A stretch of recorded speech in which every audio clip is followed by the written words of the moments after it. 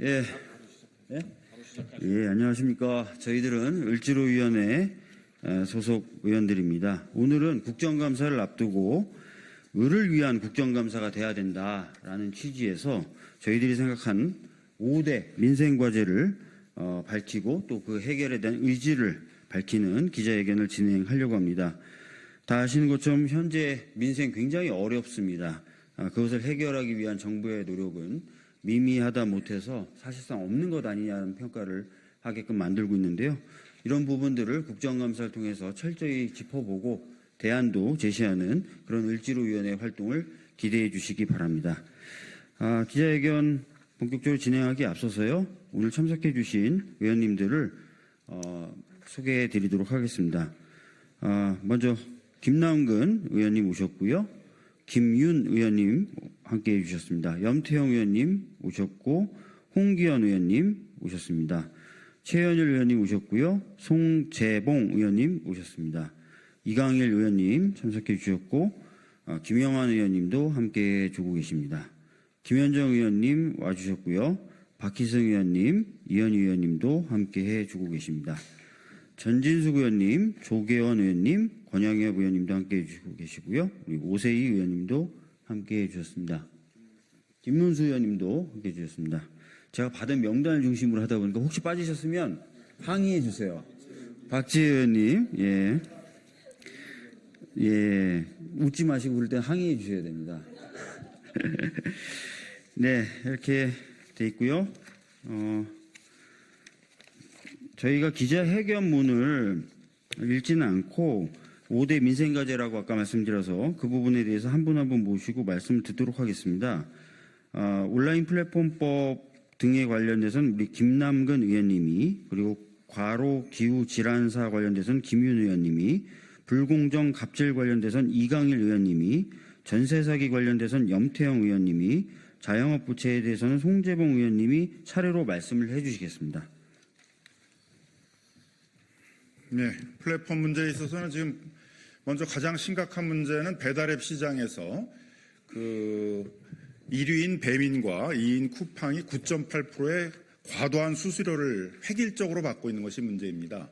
영세 상인이나 중소 상인들에 대해서는 최우대 수수료나 우대 수수료를 도입하는 등 수수료 체계를 합리적으로 다양화해야 되는데 독과점적 지위를 이용해서 획일적으로 하고 있어서 쿠팡과 배민 대표를 국정감사 증인으로 불어서 이러한 독과점적 지위를 남용해서 회의적으로 고가의 수수료를 받는 문제들에 대해서 정확하게 따져 묻고 스스로 제도 개선을 할 수수료 체계 개선을 할 수 있는지에 대해서 책임을 묻도록 하겠습니다.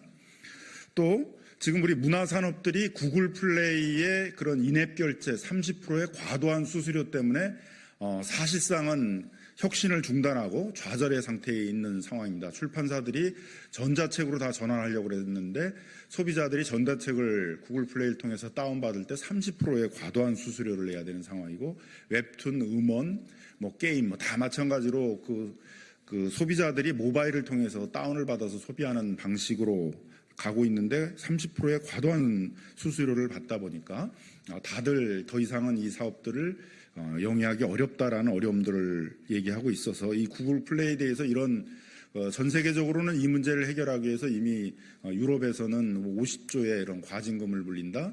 그래서 이제 이런 과도한 인앱 결제를 해결하겠다 이렇게 전향적인 태도를 취하고 있는데, 한국에서는 계속 30%의 과도한 인앱 결제를 하고 있어 이 문제를 해결해야 됩니다.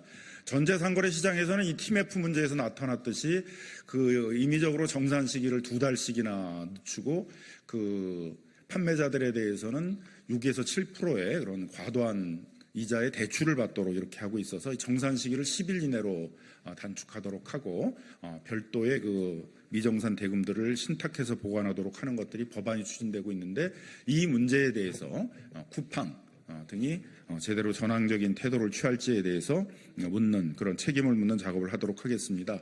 이렇게 플랫폼 문제가 독과점과 불고정 문제가 심각한데도 불구하고 그동안 윤석열 정부의 공정거래위원회가 자율규제만 하면서 제도 개선을 하지 않고 문제를 방치해온 것에 대해서도 공정위에 대해서 책임을 묻도록 하겠습니다. 금융감독원도 마찬가지로 사실상은 그 몇 달씩이나 정산을 해주지 않고 그 돈을 갖고 금융을 하고 있는 이 전자상거래 업체들에 대해서 자율규제만 하고 방치하다가 TMF 사태를 일으켰기 때문에 이 금감원이나 금융위에 대해서 확실하게 책임을 묻는 그런 국감을 진행하도록 하겠습니다.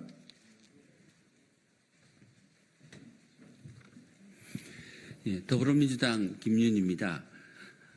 과로 기후질환사에 대해서 말씀드리겠습니다. 올여름은 유난히 더웠습니다. 그런 더운 환경 속에서 일을 하다가 어떤 날은 하루에 조선소 노동자들 2분이 함께 사망하는 사고가 일어나기도 하고, 전남에서는 젊은 노동자가 취업한 지 얼마 되지 않아서 에어컨을 설치하다가 사망하는 안타까운 일도 있었습니다. 이런 그 과로 기후 질환사는 선진국에서는 모두 예방 가능하기 때문에 작업장 환경을 철저히 관리하고 노동자들의 휴식을 보장하고 오랫동안 쉬었다가 일을 시작하거나 새로 일을 시작하는 경우 급격하게 과로로 인한 열사병과 같은 병으로 사망하지 않도록 점진적으로 노동 시간을 늘려가도록 작업 규칙을 시행하고 있습니다. 한데 우리나라는 이런 과로 기후 질환사에 대해서 그런 대책이 제대로 시행되지 못하고 있습니다. 정부는 질병관리청은 이러한 온열 질환에 대한 감시 체계를 시행하고 있지만 매년 3,000명 정도의 온열 질환이 발생하고 30명 정도의 사망자가 발생한다고 추정하고 있습니다. 그런데 제가 앞에 말씀드렸던 과로 기후 질환사로 사망한 사례들은 질병청의 통계에 추계에 포함되어 있지 않습니다. 실제 과로 질환사 온열 질환은 질병청이 추계하는 숫자의 3배 넘는 수준일 것으로 추정되고 있습니다.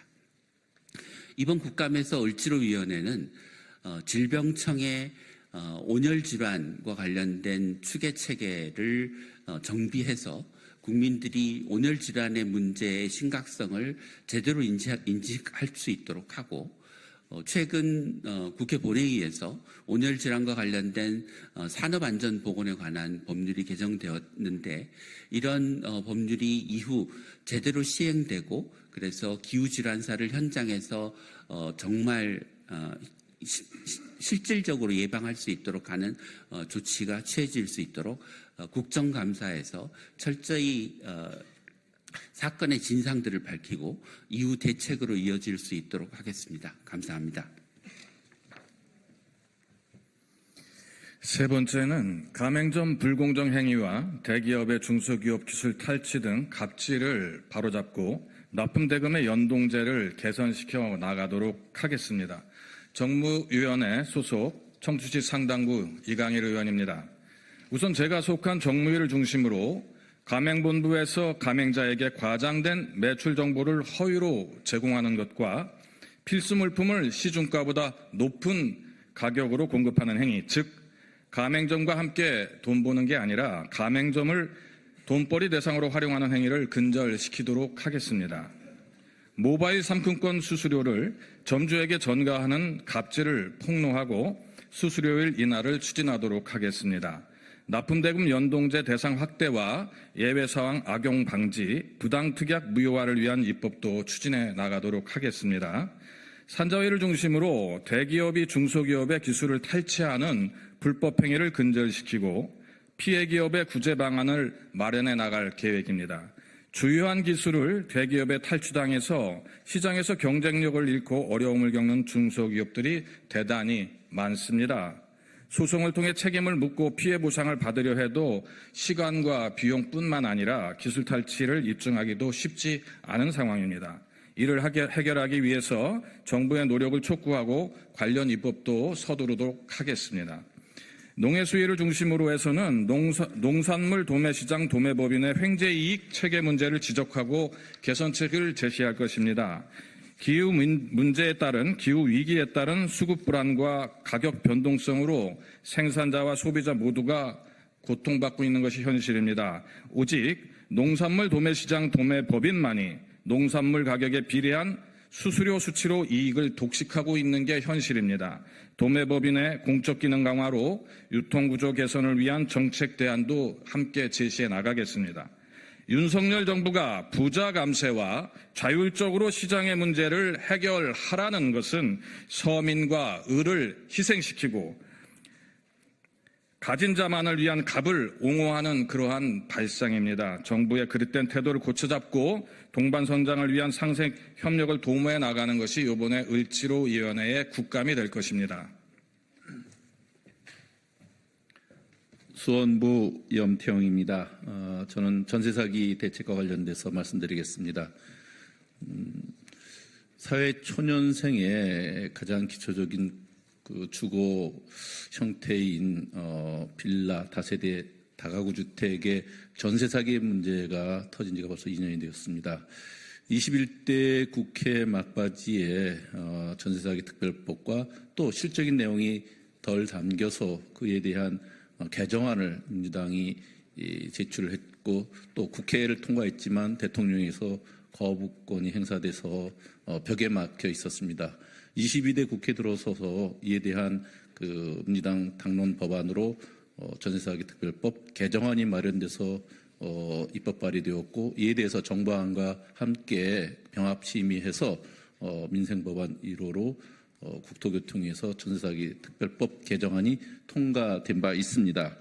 그런데 이 개정안은 아쉽게도 민주당이 그 주장해왔던 선구제 후회수 방식의 피해 지원을 얻어내진 못해서 상당히 아쉬움이 큽니다. 왜냐하면 현실적으로 그 현장 수용성의 문제라든지 또 상당 부분이 이 낙찰에 의한 방식으로 행운을 기대해야 되는 것들이 있어서 이런 부분에 대해서는 앞으로도 6개월 시행 이후에 점검하고 개선하기로 약속을 했지만 아쉬움이 크다 하는 말씀을 드리면서 현재 그 전세사기 특별법 개정안에는 나름대로 피해자 요건 확대라든지 우선 매수권 행사에 따른 경매 낙찰 차익 또 민간 전세 임대를 통한 임대주택 지원 이런 것들이 진전된 안으로 반영되어 있습니다.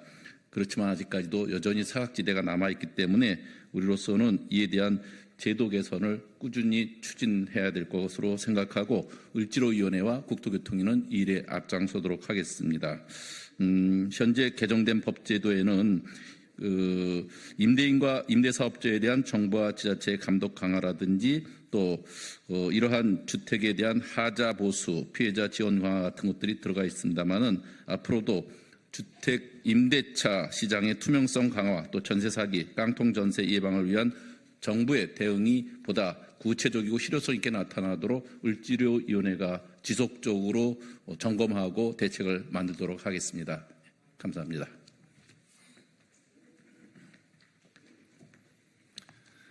네, 청주시 청원구의 송주봉 의원입니다.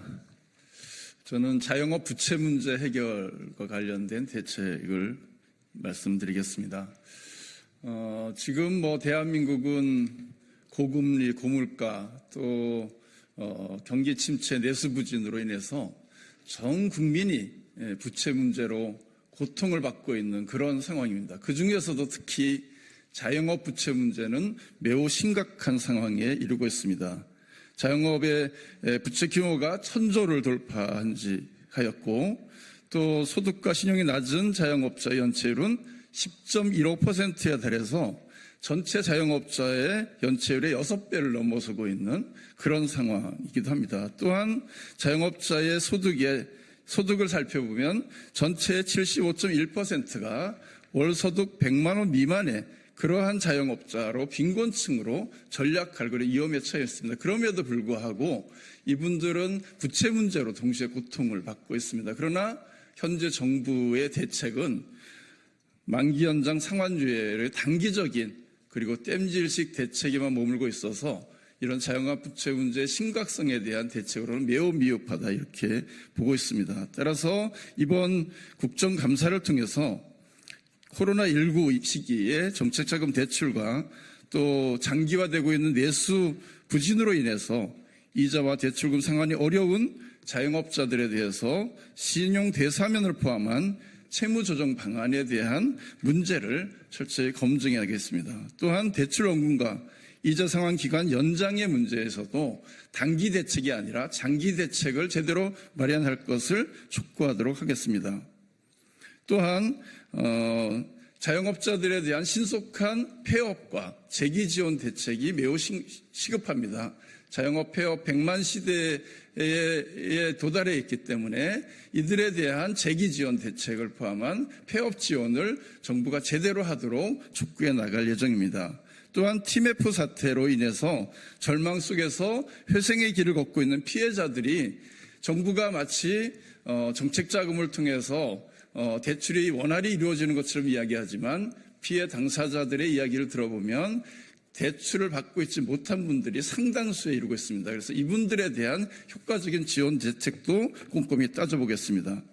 자영업자의 부채 문제는 개인의 문제를 넘어서 우리 사회 전체의 경제적 안정성을 위협하는 중대한 사안이 되고 있습니다. 정부는 이 문제의 심각성을 깊이 인식하고 실효성 있는 대책을 신속히 마련하도록 해야 합니다. 취약 자영업자들이 다시 일어설 수 있는 발판을 마련할 수 있도록 이전 국감을 통해서 우리 민주당 을지로위원회는 최선을 다하겠습니다. 고맙습니다. 예, 모두에 말씀드린 대로 저희 기자회견문 낭독은 생략을 하겠습니다. 자료를 참고해 주시고요. 저희가 국감 이후에 성과를 또 모아서 이렇게 발표하는 시간을 갖도록 하겠습니다. 감사합니다.